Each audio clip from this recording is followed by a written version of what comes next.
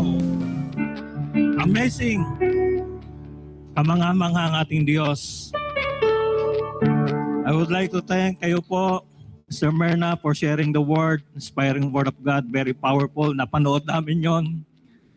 And the rest of the team, mga kapatid, worship team, mga marshal po natin, bawat sa po sa inyo.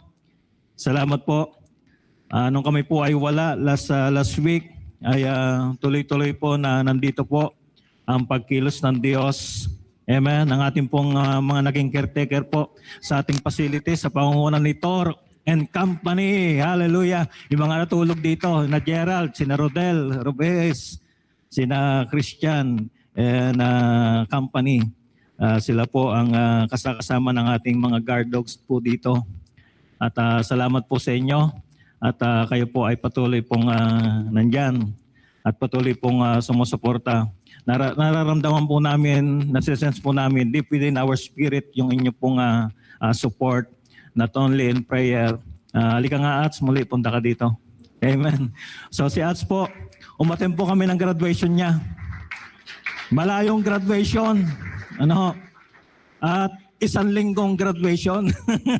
Amen. So at last, mga kapatid, yung pong ating pinagpipray, mga kapatid, a lot of challenges dahil especially sa aking pong asawa, Mr. Maggie, dahil yung anak na kaisa-isang babae, siya pang nahiwalay.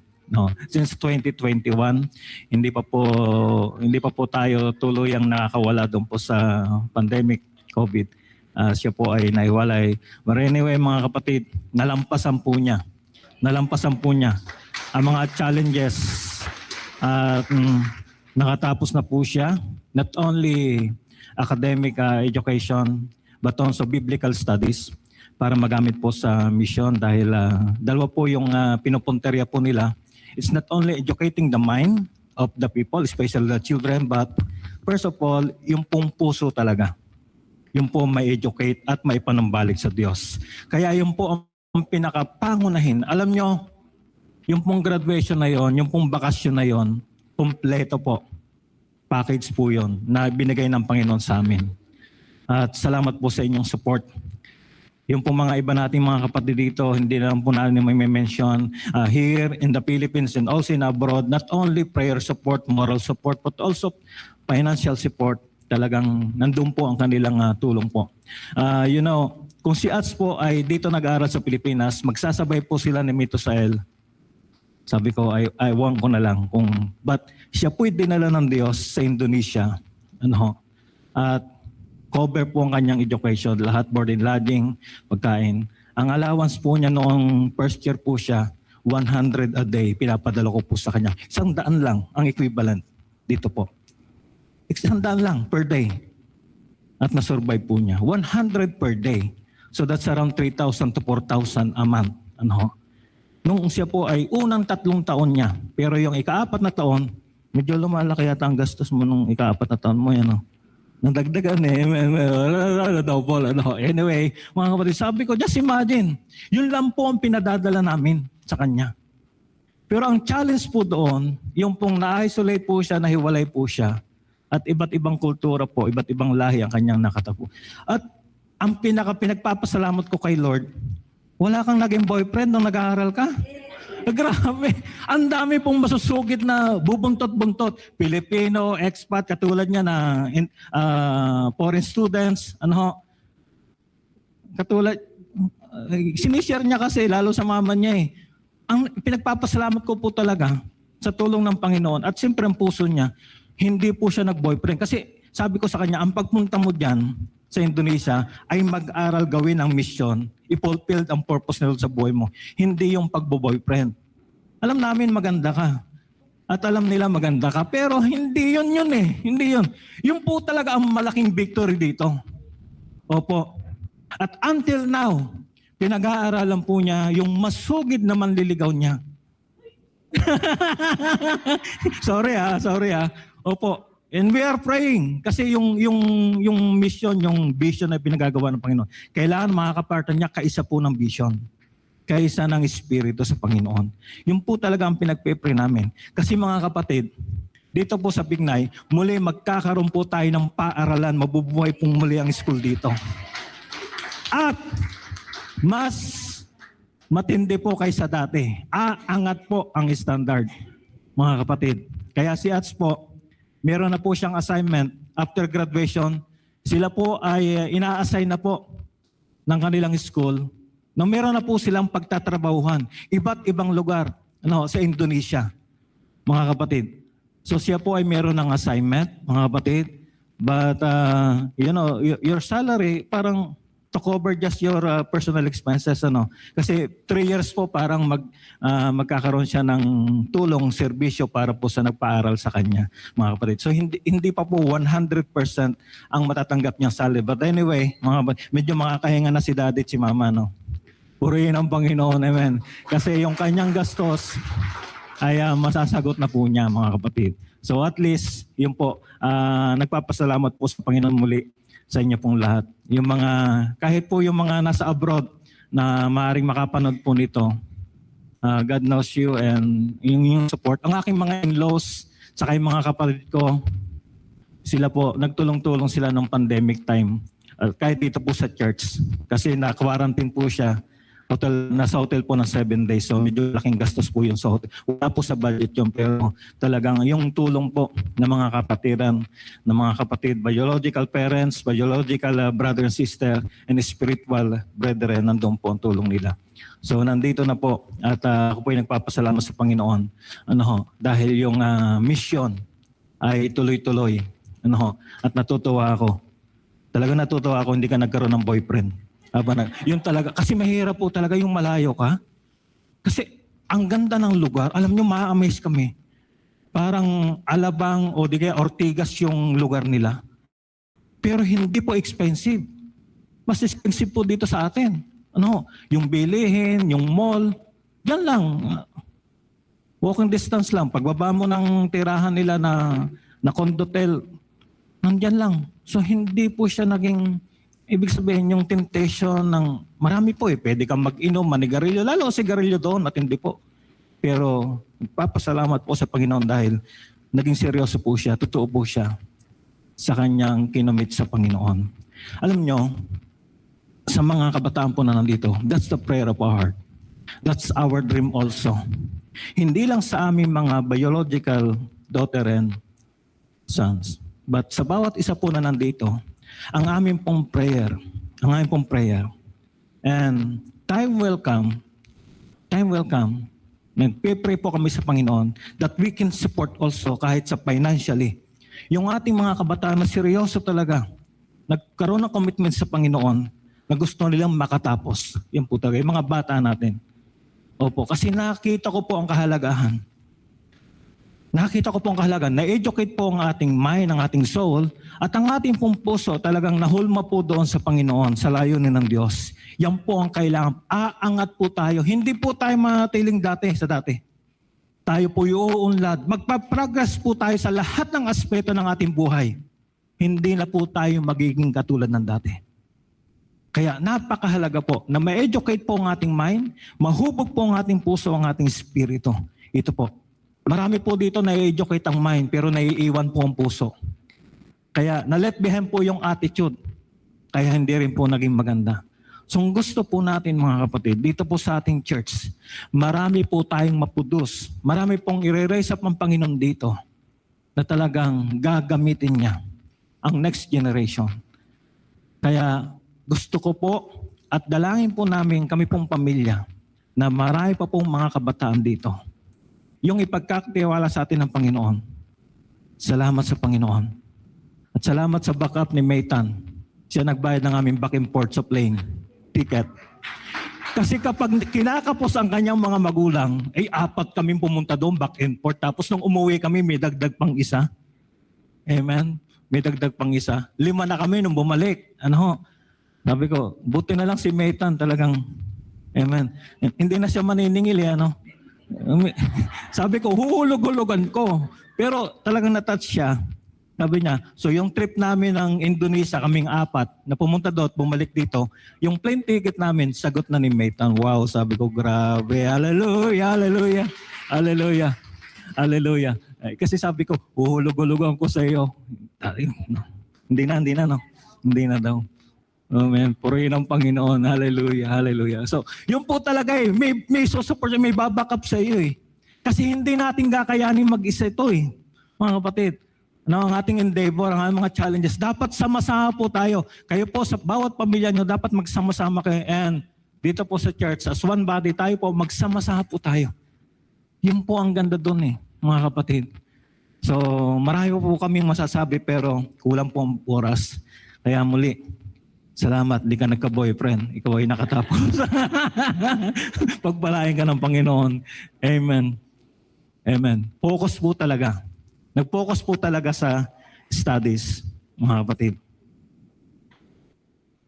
Amen. Yung nagturo nga pala natin sa ating S-Travel Passport last Sunday, si Jane. No, si Jane, tama? Si Jane.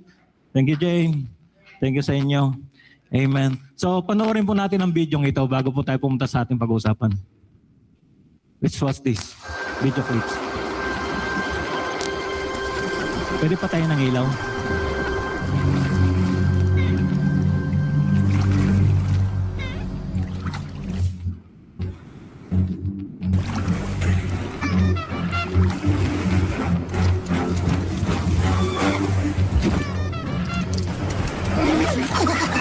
Smarte Tupfer in Groups.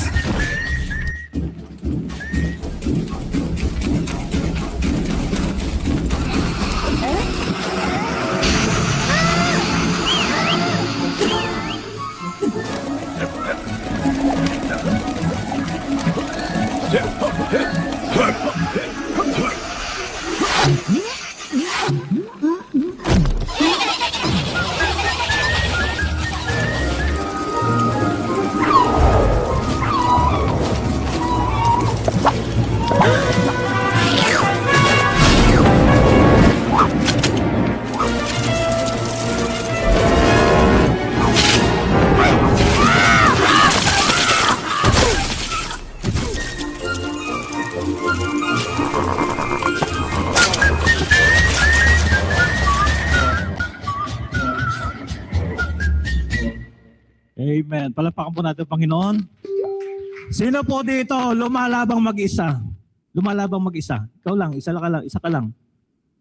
Okay, purihin ang Panginoon. Kasi sa laban pong ito, sa lahat ng mga hamon sa buhay natin, dapat tayo po ay may kasama. Kaya nga, mahalaga po ang kahit ang group na yan ay small group, cell group, life group, ano man ang tawag natin, small group yan, may kasama po tayo. Kahit na ang pamilya mo, 3 lang kayo o 2 lang kayo, mga kapatid, basta huwag kang mag-iisa. Bawal ang mag-isa. Sabihin mo sa katabi mo, bawal ang mag-isa. Bawal po. Kasi hindi natin kakayanin to, mga kapatid. Hindi po natin kakayanin kapag tayo po. Kaya, if we are together, we are stronger, mga kapatid. Ano po ang sabi ng Panginoon? Matthew 12, verse 25. Ang sabi po niya, at pagkaalam niya na mga iniisip nila, ay sinabi niya sa kanila, ang bawat kahariang nagkakabahabahagi laban sa kanyang sarili ay mawawasak. Ang bawat bayan o bahay na nagkakabahabahagi laban sa kanyang sarili ay hindi mananatili. Bago po ipinasok ng Panginoon Hesus to, ang background po nito, ang pinagmulan po nito ay siya po ay pinararatangan na nagpapalayas ng masamang espiritu sa pamamagitan ng kapangyarihan ni Beelzebub, prinsipe ng mga demonyo. Kaya sinabi ng Panginoon, siya ay pinaparatangan na sa kadiliman ang kanyang kapangyarihan ginagamit sa pagkapalayas ng mga demonyo. Kaya sabi niya, kung nagkakabahabahagi ang isang kaharian, at sila'y naglalabanan sa isa't isa, yan man ay kingdom of darkness o kingdom of light, hindi ito makatatayo, hindi ito manatili, ito ay mawawasak, mga kapatid. Kapag ang kaharian ay nagkakabahabahagi at naglalabanan sa isa't isa, lalo na yung mga namumuno, problema yan.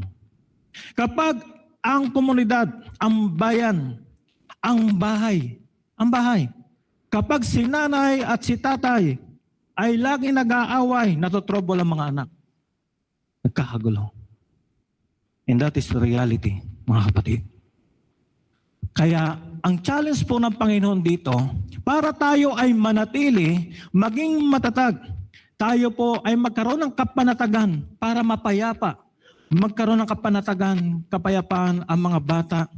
Ang mga musmos, kinakailangan tayo po ay magkaisa. Magkaisa. Magkaisa po.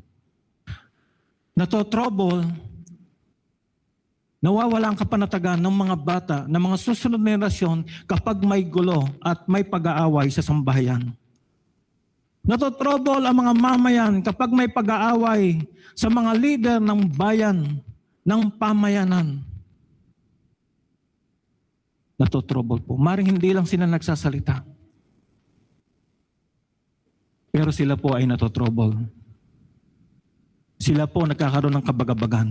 Walang kapanatagan. At walang katiyakan ang kanilang magiging bukas. Kaya kung gusto po natin tayo po ay maging matatag, tayo po ay tuloy-tuloy na manatili. Tayo po ay magkaroon ng kapanatagan. Tayo po ay patuloy na uunlad, mananagana at mananagumpay. Kinakailangan po nating tumayo sama-sama, may pagkakaisa, mga kapatid. Saan man. Ito man po ay sa tahanan, ito man po ay saan man ang inyong ginagalawan, sa inyong paaralan, sa ating pinagtatrabahuhan, sa ating pamayanan, sa ating bansa, at dito po sa church. Hindi po natin hinihiwala yan. Hindi po tayo naniniwala doon sa sinasabing spiritual, secular. Wala pong ganon na tinuturong Bible. Lahat po ng ito'y cover ng kaharian ng Diyos. Ito may sa pamilya, ito man ay saan man, sa pinagtatrabaho mo, sa paaralan mo, cover po lahat. That belongs to the kingdom of God. Mali po ang turo ng mga religion. Pinaghiwalay niya yung spiritual sa secular. Sinasabing, nag-aaral ang anak ko sa secular education. What is that? There's no such thing as secular. Kung ikaw ay pinag-aral ng Panginoon sa anumang universidad, anumang education, anumang field ang pinag-aaralan mo, yan ay cover pa rin ng kaharian ng Diyos. Gamitin mo yan para sa katuparan ng layunin ng Diyos sa buhay mo. Sabihin, nag-aaral ang anak ko sa spiritual school. Saan yun? Bible school. Mga kapatid, hindi pinaghihiwalay ang pamilya at ang church, ang ministry. Ang iba po kasi pinaghiwalay. Kaya pag nasa church, okay kay Lord. Pagdating sa pamilya, balasubas. No, hindi na. Kasi pinaghiwalay ng tao, pinaghiwalay ng religion eh. Naging religious lang ang tao. Pagdating sa trabaho, pagdating sa komunidad, hindi nagiging maayos ang pamumuhay. Pero pag nagsisimba, parang maayos. Pinong-pino. So wala pong separation. Hindi po tayo separatist. Hindi po yan. Kasi tayo po, we unite ourselves. Tayo po ay magkaroon ng pagkakaisa. Dapat tayo po ay magkaroon ng iisang adikain, iisang diwa. So nababagabag po ang sambayan ng Pilipino kapag naglalabo-labo ang mga leaders. And we need to pray. We need to pray, mga kapatid. Hindi po maganda yan. We need to pray. I don't care kung sino ang inyong kung meron kayong political affiliation o meron kayong iniidolo mga kapatid. Dapat ang pagpukusan po natin kung paano ang Panginoon nanalangin ng unity. Ganon din po tayo dapat. Hindi yung tayo po'y makikisali sa kanilang bangayan. Dapat naunawaan po natin ang ating papel, ang ating magiging bahagi at this point of time. John chapter 17, beginning verse 21 hanggang 23. Ang sabi po ng Panginoon dito, ito po yung kanyang prayer, mahaba-haba po ito, kumulang po ako ng 3 talata. Upang silang lahat, ang sabi niya, siya po ay tumatawag sa Ama, ay maging isa na gaya mo, Ama, sa akin. At ako'y sa iyo, na sila na may suma sa atin, upang ang sanlibutan ay sumampalataya na ako'y sinugo mo. At ang kalawalhatian sa akin, ibinigay ko sa kanila, upang sila'y maging isa, na gaya naman natin na iisa. Ako'y sa kanila at ikaw ay sa akin, upang sila'y malubos sa pagkakaisa, upang makilala ng sanlibutan na ikaw ang sa akin ay nagsugo at sila'y iyong inibig na gaya ko na inibig mo. Ganun po, kung paanong nagkaroon po ng pagkakaisa. Ang Ama, Anak, at Banal na Espiritu, mga kapatid. Ganon din po ang panalangin ng Panginoon, lalo na sa iiwanan niyang mga alagad. Ito po yung iniiwan niya. Ito po yung values, ito po yung spirit, ito po yung prinsipyo na iniiwan po niya sa kanyang mga alagad na magkaroon ng pagkakaisa, mga kapatid. So yan po ang cry natin, ang prayer natin. Kasi kapag nagbangayan, sino mang mga leader sa tahanan, sa anumang institusyon, sa pamahalaan, wala pong victorious, lahat po talo. Ang kalaban ng isang panig, pag sila'y nanalo, panalo sila, talo po. Ang kawawa nasa baba. Magsasuffer po ang nasa baba. Lahat ay talunan kapag walang magiging panalo kapag nagbangayan. Wala. Nagbangayan si tatay at si nanay. O nanaig si tatay. Ibig ba sabihin, panalo si tatay? Wala. Talo lahat. Lalo na yung mga musmos, yung walang kinalaman, they will suffer the consequence. Kawawa sila. Kawawa sila. Kasi hindi na magbibigay ng budget si tatay kay nanay. Paano ipamimili ni nanay? Kasi nag-away sila eh. Paano yun? Hindi na magiging maayos ang pangasiwa ni nanay sa bahay. No? Baka mapagtunan ng pansin ng mga nag-away na ito ay magbisyo. Mauubos ang pera sa bisyo. So hindi na po magiging maganda kapag nagbangayan. Lahat po talo. Kaya kung gusto po natin panalo, kailangan po tayong magkaroon ng pagkakaisa. Mga anak, mga kabataan, yan ang pagtunan niyan pasin. Kung meron mang sigalot, meron mang hindi maganda na nangyayari sa tahanan natin, mga kapatid, nandiyan ang Diyos. Una, siya'y nanalangin at gusto niya may pagkakaisa. Yes. At hindi ipagkakait ng ating Diyos na ito'y makamta natin kung tayo sama-sama na mananalangin at dito tayo mamumuhay. Mahalaga po. Lalo na po, kapag yung ginawa ng Diyos na iisa, husband and wife, ay nagbangayan. Yun po, matindi po yun. Marami pong apektado dyan. Not only the family, the society. Apektado po lahat. Ang church, maapektuhan po ang church. Maapektuhan po ang church. Lahat maapektuhan po. Anumang institusyon, maapektuhan po. Kasi yung pinapasukan ni nanay, ni tatay, yung ginagalawan nila, maapektuhan po lahat yan. Ito po ang pinakamahirap na magbabangay at hindi magkakaisa. Yung pinag-isa mismo ng Diyos ay nagkabahagi. At pangalawa po sa pamilya, sa mag-asawa, ay ang church. We are one body. Ang Panginoon Yesus, ang groom, tayo ikinumpara sa bride. At kapag ang church, kaya sabi ni Pablo doon sa Corinto, nung sila nagkakabahagi, yung nagkakagata, mawawasak talaga eh. Mawawasak. Kung mismo, galing sa loob mismo, ang pagbabangayan, ito'y magdudulot ng pagkawasak, mga kapatid. So ito po yung mga mahalaga na dapat hindi po common na magkaroon ng pagbibiyak, pagkakababahagi ang mga may kinaanibang political affiliation. Mga political party, common yan. Common yan kahit saan. Maglilipatan, common yan. Yung mga asosasyon, mga club, anything on the surface of the earth, common yan. Pero kapag ang pamilya, ito po, mabigat po ito. Ang nagkabahagi, malaki po ang impact niyan.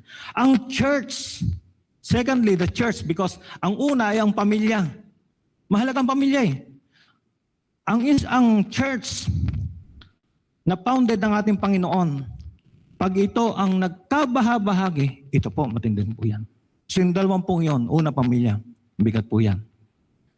Kaya tayo po nananalangin, tayo po ay natutuwa ng Panginoon, patuloy niyang hinihipo, inaakay ang bawat isa.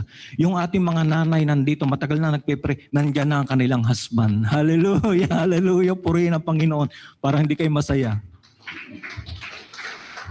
Bakit? Wala pa kayong husband? Amen. Nandyan na yung side by side sila po'y nandyan. Ano?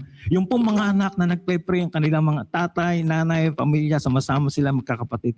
Nandyan na. No. We are beginning to see. Nakikita na po natin, mga kapatid. Yung kinikita natin, yung pinapangarap natin, ngayon nagkakaroon na po ng katuparan. Kasi ito po, kung ninais natin, gusto natin, lalong gustong-gusto ng Diyos. Kaya nga siya namatay sa krus ng Kalbaryo ang Panginoon Jesus para dito. Naparito po siya upang i-reconcile tayo sa Ama.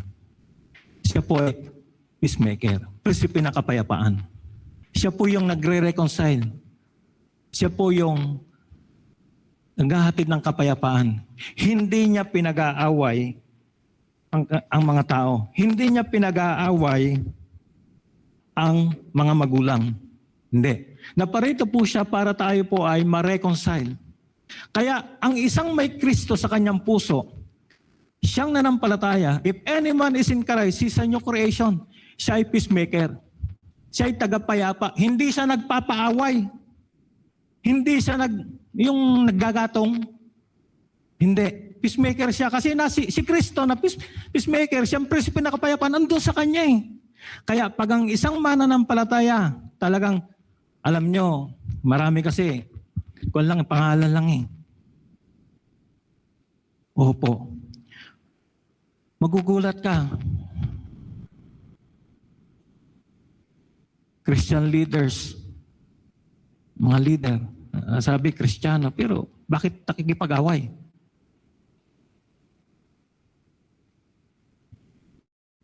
Hindi ko yun maunawaan eh. Hindi ko makuha yun eh. Bakit nakikipag-away? Kasi nasadlak sila sa political affiliation. At yun na ang kanilang pinaglalaban. May kanya-kanya silang agenda. May pansarili o may panggrupo yata na agenda. But our agenda, mga kapatid, iisa lang ang agenda po natin na binigay ng Diyos. Iisa lang po ang ating agenda. Matthew 28. Verse 19 to 20. Alam na alam po natin yan, mga kapatid. Yan po ang agenda natin. Bakit natin ginagawa ang ginagawa natin? Iisa lang po ang agenda natin. Matthew 22, verse 37 hanggang 39. The greatest commandment in the Great Commission. Ayan po. So yun po ang agenda natin. So wala pong pansarili. Katulad ng sinabi po ni Pablo sa mga taga-Pilipos, Pilipos Kapitulo 2, talatang 1 hanggang 5. Ito po ang ating mababasa. Kung gayon, kung mayroong mang kasiglahan kay Kristo, kung mayroong mang kaginhawaan mula sa kanyang pagmamahal, kung mayroong mang pakikiisa sa Espiritu, kung mayroong mang mga mahinaong awa at habag, gawing ganap ang aking kasiyahan sa pamamagitan ng pagkakaroon ng iisang pag-iisip. There you are, mga kapatid. Iisang pag-iisip. Pagkakaroon ng parihong pagmamahal, nagkaisa sa Espiritu, at sa pagkakaroon ng parihong layon. There you are, the purpose. Iisang layunin, hangarin. Huwag kayong gumawa ng kahit na ano dahil sa kasakiman o walang saysay na pagmamataas. Sa halip ay ituring ninyo ng may kababaang loob ang iba na higit kaysa inyong sarili. Yun po. Yan. Walang personal agenda. Kapwa muna bago sarili. Common yung slogan na yan, pero nangyayari ba? Ang makagagawa niyan, yung may Kristo talaga eh. Kasi si Kristo ang gumawa niyan eh.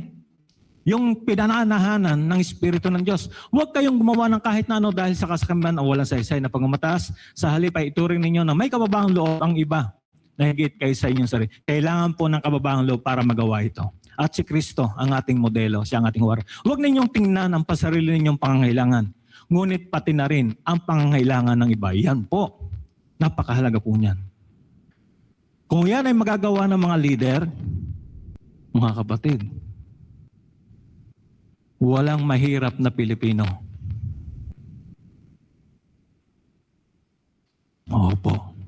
Mag-isip kayo tulad ng kay Kristo Jesus. Siya po ang ating huwaran. Ipinakita po niya, hindi po lang niya isinulat, hindi po lang niya ipinahayag, hindi po lang niya sinabi, ipinamuhay po niya. Sa maikling sandali na kanya pamumuhay dito sa lupa, pinakita po niya kung paano po tayo mamumuhay. Siya po ang ating huwaran. Napakahalaga po ng binanggit ni Pablo. Kasi meron din po mga Christian group sa Corinto, yan po naglalabo-labo yan eh. May division po sila. Yung Corinthian Church. Kasi I follow Apollos. Ang gusto ko si Pablo. Ang gusto ko si Pedro. So may mga iniidolo sila ng mga leader, mga teacher. So may parang somewhat ang Corinthian Church nagkakabahagi. So may kaguluhan sa loob ng kanilang grupo. Kasi may kanya-kanya sila eh. Parang there's politics inside the church. Parang nagkakaroon ng, sa panahon nila meron. At sa panahon din ngayon meron eh. Malungkot po pag ganon. Kasi kung ang nagkakagatan ay nasa loob mismo ng Corinthian Church, ng isang church, ano na mangyayari sa komunidad? Kung ang kagatan, ang pagbabangay ay nasa loob ng tahanan, ano mangyayari sa komunidad? Wala nang pag-asa ang komunidad.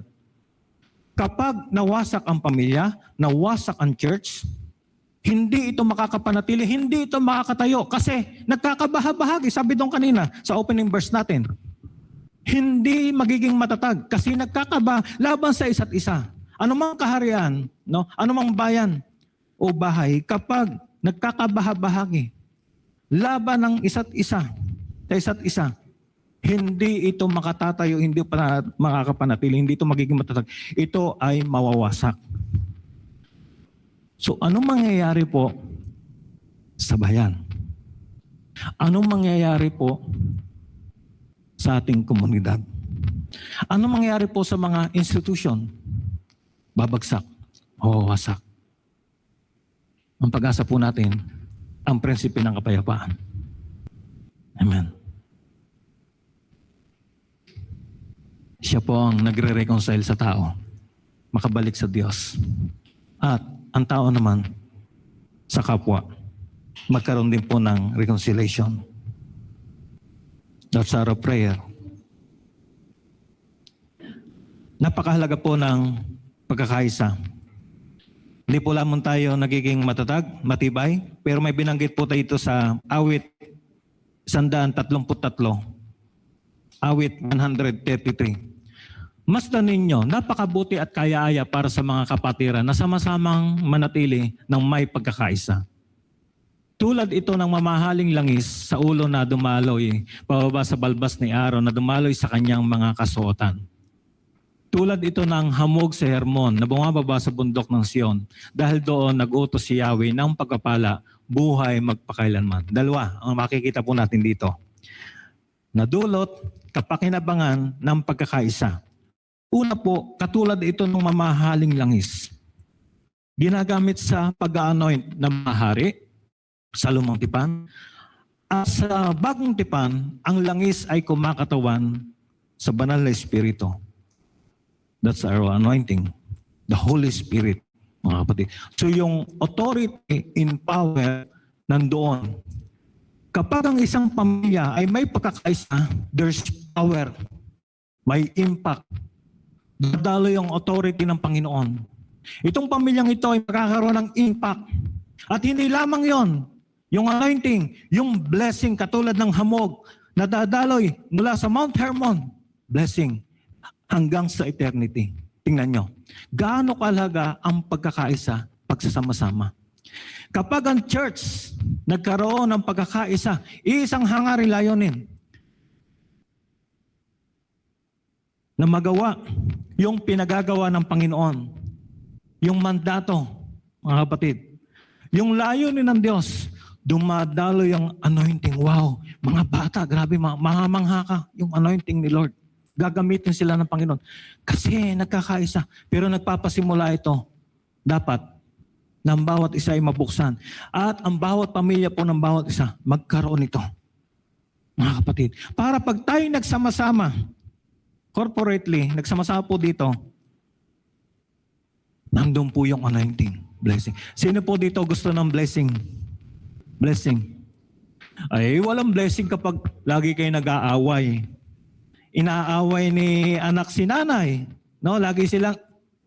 araw-araw na lang magkagalit. Walang blessing yan. Pagising pa lang sa umaga, walang blessing doon. Wala. Biglang umalis nga si anak binagsak pa yung pinto Walang blessing doon. Walang magiging blessing doon. Mga kapatid, bawat isa po sa atin, may mga struggle po tayo. May mga panahon na nagkakakiskisan. Pero hindi po tayo tuluyan na nagkakaroon ng, ibig sabihin, yung matinding pag-aaway. May mga misunderstanding. May mga di pagkakaunawaan. Pero hindi ito humahantong sa talagang pagbabangayan. Hindi po. Dumadaan dahil nagkakakiskisan Yung mga ugali ng isa't isa, nagkakakiskisan yan. Kahit sa small group, nagkakakiskisan. Sa pamilya, lalo na. Nagkikiskisan yan. Pero tayo hindi humahantong doon sa pagbabangayan, mga kapatid. So nandun po yung anointing. Wow, grabe. Anointing. Makikita mo yung cell group mo. Pag kayo iisang hangarin nyo, layunin nyo, talagang makapag-akay, makapagdala, nagpe-pray kayo, nagde-devotion kayo, sama-sama kayo. Kahit may mga struggle, may mga pinagdadaanan ng bawat pero you are united. Magkasama kayo sa small group. Pray tayo. Huwag tayong bibitaw, no? Ang sabi ng cell leader, huwag tayong bibitaw, basta tuloy. Yung cell leader, may pinagdadaanan din niya, mas mabigat. Pero huwag tayong bibitaw. Kapitan tayo, Lord, sige, tuloy-tuloy tayo mag-devotion, mag-pray tayo, sabi nung isa, sige, sabi, sama-sama sila, pray. Hallelujah. Grabe yung anointing ni Lord. And wait, watch out. Watch out for the blessing of God. Ito ay dadaloy. Parang hamog mula. Alam mo nyo, sa Middle East, anong mahirap sa Middle East? Langis o tubig? Hirap sila saan? Darating po pa noon, ang matinding shortage, hindi krudo, hindi langis. Water. Pag-aagawan nila yung malaking ilog. No? Ilog, Nile River, Tigris, ano pa? Euphrates. Ano pa? Ano pa yung mga sa Amazon? Pag-aagawan, lalo sa Middle East, yung nagsusupply ng tubig, pag-aagawan po nila. Itong mga malalaking bansa, pag-aagawan. Ngayon, ang bina-blockade ngayon, pinag-aagawan, langis, tama po ba? Pero tubig po. Dito sa atin, sagana pa tayo sa tubig. Pag kumain tayo, libre tubig, karamihan ang kakainan natin, tama po ba? Sa ibang bansa, katulad ng pinuntahan namin, walang mahihingin tubig, bibili ka talaga. Hindi mo pwedeng inumin yung tubig sa kwan, yung nasa faucet. Hindi po. Mineral water yon. Mineral water. Hindi mineral water ang lalabas doon. Mineral. Bawal daw inumin. Lagi may nakanote doon. Don't drink. Huwag iinumin yung tubig. Tutulo. So binibili po ang tubig sa kanila. Karatig bansa lang po natin yan. Ay lalo na po doon sa Middle East, mga kapatid. So tubig po. Kaya yung hamog ang ginamit mula sa bundok ng Hermon, dadaloy. What a blessing. Dahil darating ang panahon, madadry up ang Nile River. Ang mga ilog na ito, madadry up. Mag-aagawan sila sa tubig. Middle East. Ginto ang tubig para sa kanila. Gaano kahalaga ang tubig? Malalim na ang balon nung humingi si Jesus sa babaeng taga Samaria. Wala kang pangsalok. Yung balon ni Jacob na ipinagawa niya, malalim na ang tubig. Ngayon, humihingi ka ng tubig sa akin. Kaya yung blessing po, magugulat ka na lang, grabe. Pag kayo ay nagsama-sama, sasabihin nyo, hindi kayo yung super na may impluwensyang pamilya o kayo ay hindi kilalang pamilya, kayo ganito ang pamilya niyo. Pag kayo ay nagsama-sama, kapit kamay ang bawat sa inyo, magugulat po kayo yung anointing, yung blessing ni Lord nandyan. Magugulat ka na lang yung mga bata natin dati dito na gagala-gala dyan. Grabe ang paggamit sa kanilang Panginoon. Grabe itong gumagalang ito, grabe. Scientist na pala to. Grabe, lahat pinag-aaralan. Magugulat na lang tayo. Magugulat na lang tayo mga kapatid. Kung magkakaisa, kapit kamay ang mga magulang, bawat isa. Huwag susuko, huwag bibitaw. Hindi mailap ang katagumpayan. Ang success na katalaganan, alam mo na yon. Pupuntahan mo na yon. Hindi yan magiging mailap sa bawat isa, mga kapatid. Kailangan po ninyong magsama-sama, magkaisa. Sa pamilya po nyo, lalo na tatay, nanay. No, tapos na ang pagbabangayan. Amen? Tapos na. Anak, magulang, kung may mga di pagkakaunawaan, huwag nating hayaang lumala. Kailangan magkaroon po ng reconciliation. Huwag po nating hayaang lumalayan. Magkaroon po ng reconciliation dapat. So mayroon pong anointing blessing. Grabe po. Kaya may sinabi sa Bible, sulat ni Pedro, nahahadlangan yung prayer kapag yung husband and wife, lalo yung husband, ay hindi niya tinatrato ng maayos ang kanyang wife. So, kahit siya ay mag-pray, wala. Dapat makipag-ayos muna. Kasi ang ganda lang yung prayer niya eh. Lalo na yun, kasi pinag-isa ng Diyos yun eh. Ang bigat nun. Tapos ang tao, pagbabangayin ng tao, ihiwalayin ng tao, mabigat po yun. Dapat maunawaan po niyo yun. Kaya sabi doon, walang saysay yung prayer. Wala. Kasi inaaway nung lalaki yung kanyang asawa. Laging pinaiiyak, laging binibigyan ng problema. So walang saysay yung prayer. Lalo na yung lalaki, pinagsabihan doon eh. Yung lalaki, mga kapatid. Kasi marami ng babaeng umiiyak. So ipag-pray po natin na dumating ang panahon, mamulat po ang mga husbands, mga lalaki. Kaya kayo talaga mga single na babae dito, mag-pray kayong maigi. Mga kapatid. Yes. Pray kayong maigi. Hallelujah. Mag-pray kayong maigi sa ibibigay ng Panginoon na ma-partner nyo.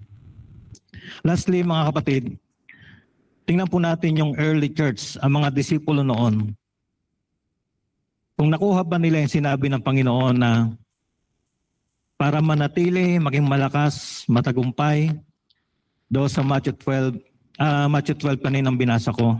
Tingnan po natin, anong nangyari po dito sa Aklat ng Mga Gawa. Aklat ng Mga Gawa. Simulan po natin sa chapter 1, talatang 14. Sama-sama silang nagkakaisa habang patuloy silang masigasig na nananalangin. Yan po. Kasama rito ang mga kababaihang sina Maria na ina ni Jesus at ang kanyang mga kapatid. So nung si Jesus ay na-resurrect, si Jesus ay bumalik na sa kanyang luklukan, doon pa lang nanampalataya, doon pa lang namulat yung mga kinakapatid niya, yung anak ni Blessed Mary. So sila po ay kasakasama na. Kasakasama na sila doon sa layunin, doon sa mandato. Sila po, una, sinabi dito, sama-sama po silang nananalangin. So dapat sama-sama po ang bawat isa. If there's a call to pray, tayo po ay sama-samang manalangin. Kaya natutuwa po tayo. Tuloy-tuloy pong may nananalangin po dito sa church. Dapat hindi lang po a handful o iilan. Dapat lahat po tayo, mga kapatid. Dapat lahat po tayo. Hindi po lamang sa pamilya, dapat isa lang nananalangin. Hindi po, dapat lahat sa pamilya nagpe-pray. Sama-sama. Because there's power. May power po sa pagsasama-sama. Nandun po ang kapangyarihan. Makikita po natin mamaya-maya. Yung kanilang pagsasama-sama sa pananalangin. Sa Gawa, Kapitulo 2, talatang 1. Nang sumapit na ang araw ng Pentecostes, lahat sila ay sama-sama sa isang lugar. O sama-sama na naman sila. Doon sa sinabi ng Panginoon, hintayin nyo, darating yung pinangako ng Ama, Banal na Espiritu, doon sa Jerusalem, sa upper room, sa mataas na silid. Naghintay sila ng 10 days, 10 araw. Sila'y sama-sama. Sama-sama silang nananalangin. At sama-sama silang ginawa yung sinabi ng Panginoon Yesus. Sama-sama sila sa isang lugar. Mahirap yun na dito sa lugar na ito, may nagpe-pray. Ikaw naman kung saan ka nagpupunta. Nasa mall ka, saan ka punta? Sama-sama sa isang lugar. Dapat sa isang lugar. Hindi yung, sige, sama na lang ako dyan, online. Hindi po ito makakaya ng online. Yan po ang problema ngayon. Ano? Kasi dinadaya tayo nung nasa online. Hindi kayo ha. Hindi kayo nakakonect dyan ha. Hindi kayo yan. Hindi kasi malayo kayo. Ang iba sa inyo nasa ibang bansa. Ang iba naman talagang kahit nasa Pilipinas, malayo pa rin. Kasi sabihin, sige mag-pray na tayo. Yung ka-online mo, yung nasa kabila, hindi kung ano nung ginagawa, kumakain nga eh. Minsan nakahiga na yun eh. Hindi pa nag-o-open ang camera niya, di ba? Tama? Mahirap po yun. Sama-sama tayo sa isang lugar dapat. Kung dito ang prayer, dapat dito. Gawa natin ang paraan yan, mga kapatid. Sama-sama sa isang lugar. There's power. May kapangyarihan. Kaya yung pagbaba ng Banal na Espiritu pagdating niya, grabe. Nandoon sila sa isang lugar. Sama-sama sila. Pwede naman Lord na sa iba't ibang lugar kami dahil hindi naman subject ang Holy Spirit sa time, space, and matter. Kahit sa iba't ibang lugar kami, pwede naman kami puspusin. Totoo. Ang Holy Spirit ay hindi nako-confine, hindi mo mailalagay sa box. Hindi sa subject sa time, space, and matter. Pwede siyang nasa lahat ng lugar. Sa lahat ng oras. Pero ang kahalagahang tinuturo dito, sila'y sama-sama sa isang lugar. Yes. Ito yung nakita natin dito eh. Tapos sa verse 46, nagpatuloy sila sa bawat araw na may iisang layunin sa templo. At nagpira-piraso sila ng tinapay sa kanilang mga tahanan at namamahagi ng pagkain na may kagalakan at kapakumbabaan ng puso. Tingnan niyo sa 47. Nagpupuri sila sa Diyos at kinalulugdan sila ng lahat ng mga tao. Dinadagdag sa kanila ng Panginoon araw-araw ang mga naliligtas. Sino nagdadagdag ng mga naliligtas sa grupo natin? Sino magdadagdag? Tayo ba? Ang Panginoon. Tingnan nyo. Hindi ikaw, hindi ako. Sabihin natin, ako nagdala dyan. Ako ang No. Ginamit kang daluyan ng Panginoon pero nagdadagdag ng kaluluwa ng mga tao sa kanyang kaharian upang maligtas si Lord. Kasi sama-sama sila, nagpupuri, sama-sama silang nananalangin, isang kanilang adikain, layunin, magawa ang pinagagawa ng Panginoon. Pag gano'n ang mga nasa small group, pag gano'n ang nasa church, mga kapatid, si Lord dadagdag niya.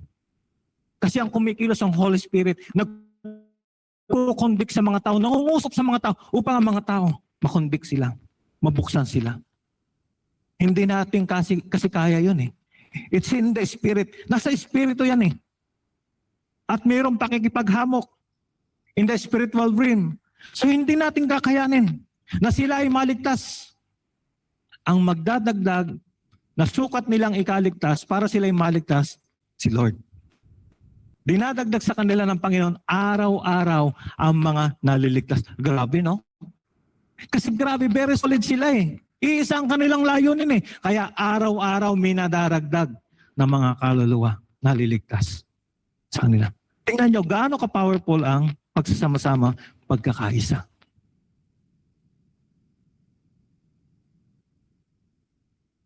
Nandun po yung anointing, nandoon ang blessing. Iba na ang usapan kapag kayo sa pamilya nyo, solid na kayo. Nandiyan na si tatay, nandiyan na si nanay, nandiyan na, grabe yun, grabe. Kasi yung anointing pa lang, grabe. Tapos yung blessing. Kaya kung ako sa inyo, hindi ako susuko. Kung sa panahong ito, mag-isa pa lang kayo sa pamilya nyo, mga kapatid. Marami nagpasimulang ganyan. Hindi ka nag-iisa. Kahit mag-isa ka nagpasimula, hindi ka nag-iisa. May mga kagaya mo na nagpasimula, nag-iisa. Pero hindi sila natiling nag-iisa. Kasi ang gusto ni Lord, makasama ang buong sambayanan. Ay, sambahayan muna. Sambahayan. Para ang sambayanan ay maging ayos. Ang sambahayan, kinakailangan maging solid doon sa layunin ng Diyos. Pag solid, no? Solid yung sambahayan, yung sambayanan, mga kapatid, ito ang magiging pag-asa ng sambayanan. Kasi yung sambahayan ay nagiging solid sa adikain sa layunin sa Panginoon. Kaya hindi mahirap, hindi malabo na ang sambayanan ay magkaroon ng pagiging matatag, matibay, maunlad. Hallelujah. Tingnan ninyo. Si Jesus, kahit siya sinabi na dakilang manggagamot, pero ang binanggit sa Isaiah 9:6, hindi siya binanggit doong manggagamot, doktor, hindi po. May binanggit doon, mga kapatid, sa Isaiah 9:6, yung prophecy, no? For unto us a child is given, unto us a child is born. And his name shall be called Wonderful, Counselor. Tingnan nyo. Mighty God, everlasting, mabibigat po yung title ng binanggit yan.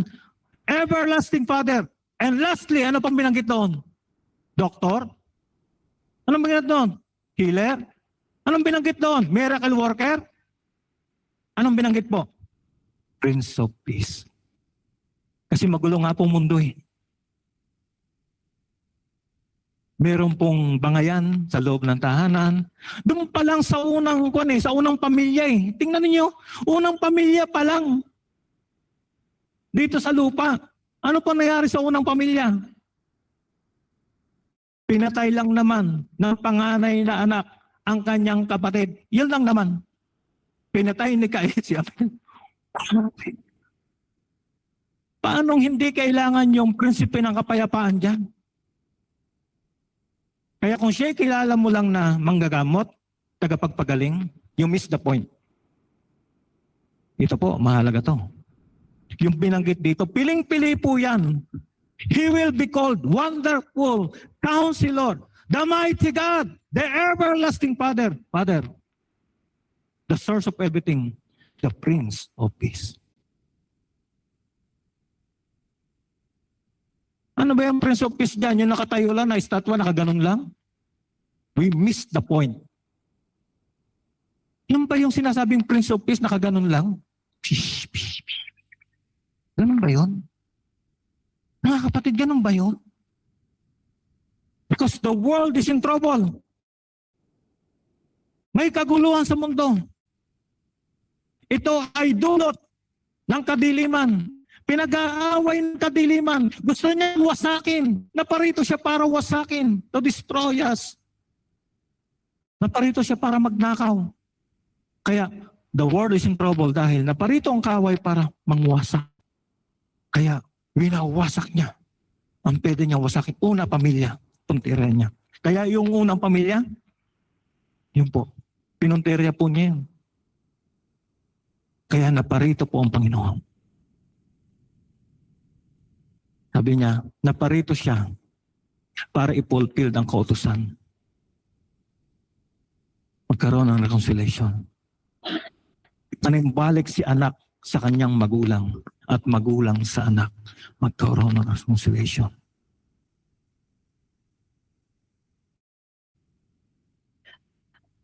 Lastly, Gawa 4:24. Nang marinig nila ito, pinagbabantaan po sina Pedro, sina Juan, na huwag nang ipangaral, ibahagi ang tungkol sa Panginoon.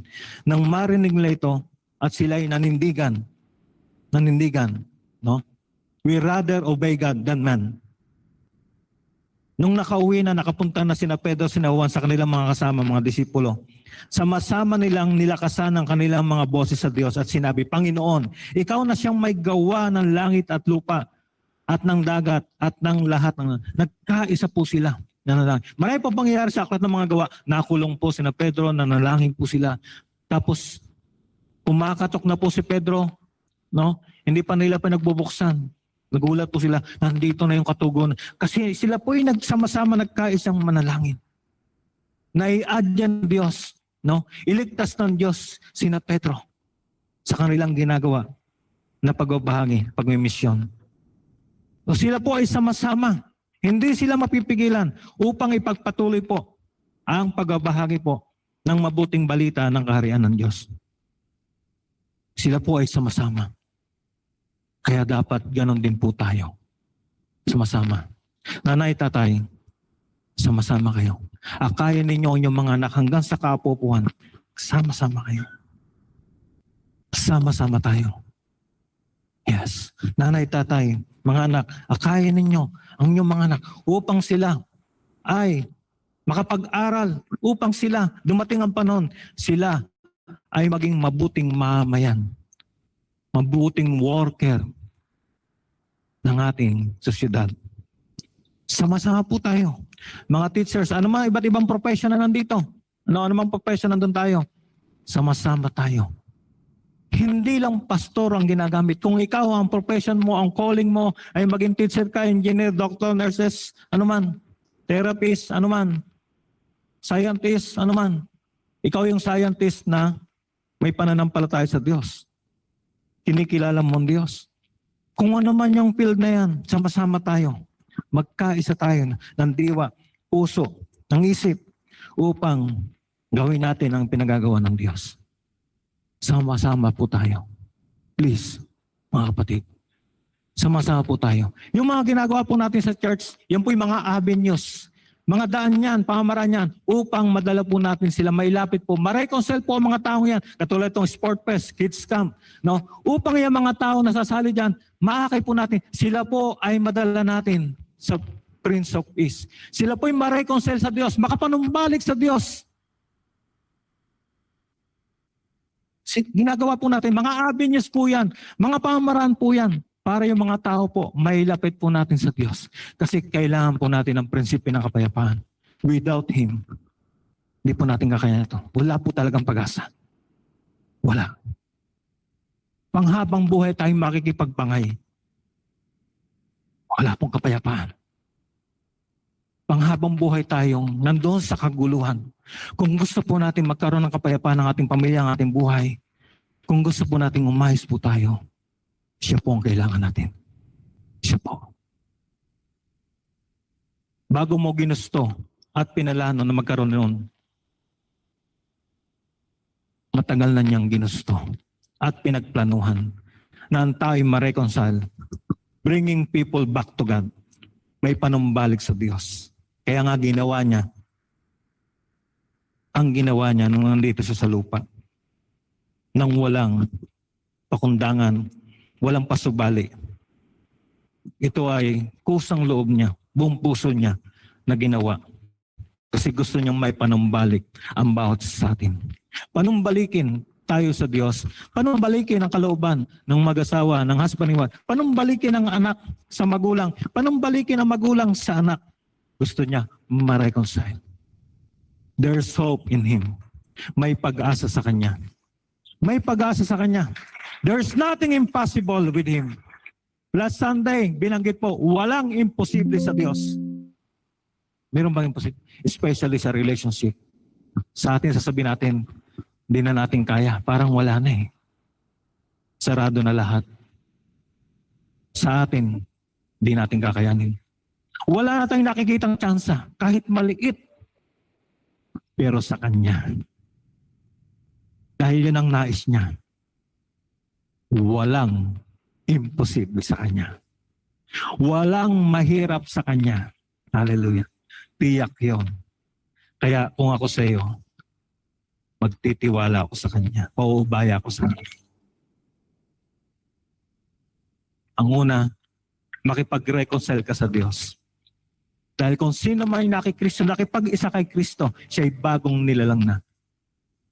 Bago tayo magkaroon ng pakikipagkaisa sa ating kapwa, sa ating pamilya, dapat nakipagkaisa muna tayo kay Kristo. 2 Corinthians 5:17. Dahil ang sino mang nakipagkaisa sa Kanya, sila'y mga bagong nilalang na.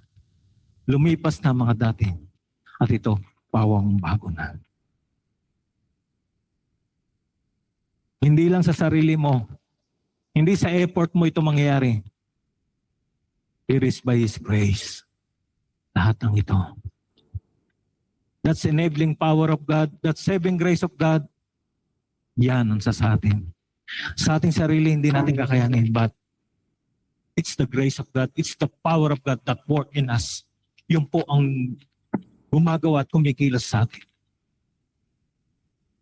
Kaya sino po dito gusto po ng kapayapaan, katiwasayan,